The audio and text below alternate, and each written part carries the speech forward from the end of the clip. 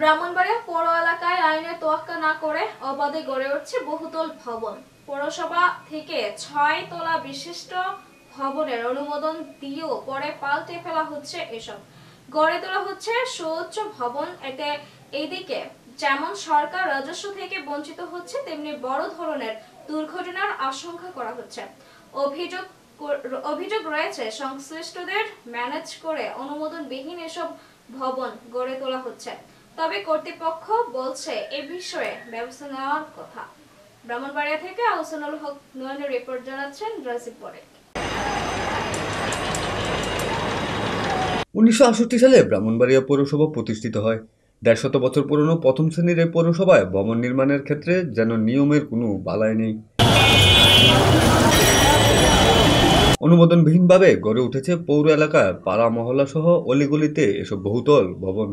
আবার কোনো কোনো ক্ষেত্রে দুর্বল ভিত্তির উপর গড়ে তোলা হচ্ছে ভবন। এ যেন দেখার কেউ নেই। এতে একদিকে যেমন রাজস্ব থেকে বঞ্চিত হচ্ছে সরকার, তেমনি যে কোনো সময় দুর্ঘটনা সহ প্রাণহানির ঘটনাও ঘটতে পারে। পৌর কর্তৃপক্ষ ৬ তলা পর্যন্ত ভবন নির্মাণের কাজে অনুমোদন দিয়ে থাকে। এর উপর ভবন নির্মাণের জন্য জেলা বিল্ডিং নির্মাণ কমিটি সহ সংশ্লিষ্ট বিভাগের অনুমোদন নিতে হয়। তবে এসব নিয়ম নীতির তোয়াক্কা না করে শহরের কাউতলী, ফুলবাড়িয়া, বাগানবাড়ি, কাজীপাড়া, পাইকপাড়া সহ বিভিন্ন আবাসিক ও বাণিজ্যিক এলাকায় আবাদে নিয়ম বহির্ভূত বহুতলা বিশিষ্ট ভবন গড়ে উঠেছে। কি পরিমাণ ভবন রয়েছে তার কোনো সঠিক তথ্যও নেই। সংশ্লিষ্টদের কাছে অভিযোগ রয়েছে এক শ্রেণীর কর্মকর্তাদের ম্যানেজ করে এসব ভবনের কাজ চালিয়ে যাচ্ছে একের পর এক। স্থানীয়রা বলছেন, অলিতে গলিতে অপ্রশস্ত সড়কের পাশে জায়গা না রেখে যেভাবে ভবন নির্মাণ করা হচ্ছে, এতে যে কোনো বড় ধরনের দুর্ঘটনার পর উদ্ধার কার্যক্রম কঠিন হতে পারে।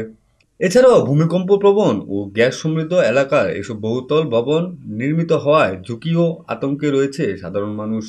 যেভাবে অনুমোদনবিহীনভাবে এই ধরনের ৮ তলা ১০ তলা বা আরও উচ্চতা সম্পন্ন বিল্ডিং নির্মাণ হচ্ছে, এক্ষেত্রে যদি কোনো প্রকার দুর্ঘটনা ঘটে বড় ধরনের প্রাণহানির আশঙ্কা কিন্তু খুবই প্রবল আকার দেখা দিতে পারে। অলিতে গলিতে ১০ তলা ১২ তলা এইভাবে একটার সঙ্গে একটা লাগে এবার হেলে দুলে তুলতেছে।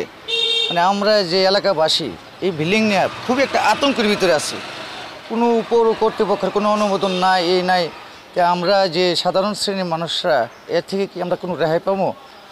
আমরা রেহাই পাওয়ার মতন দেখতেছি না। যদি কোনো প্রাকৃতিক দুর্যোগ, ভূমিকম্প অথবা অগ্নিসংযোগ ঘটে, আমাদের মনে হয় আমাদের বাঁচার মতন আর কোনো উপায় থাকবে না। ব্রাহ্মণবাড়িয়া পৌর এলাকাগুলোতে যেইভাবে বিল্ডিং তুলতেছে, নিয়মের তোয়াক্কা না করে বিল্ডিংগুলো হচ্ছে, গ্যাস প্রবণ এলাকা, যে কোনো মুহূর্তে বড় ধরনের বিপদ ঘটতে পারে।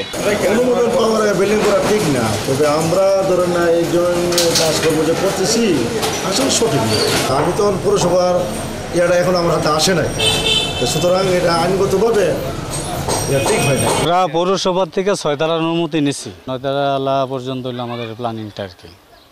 পৌর আইন লঙ্ঘন, এটা ব্রাহ্মণবাড়িয়াতে তো সব বিল্ডিং এরকমই হয়।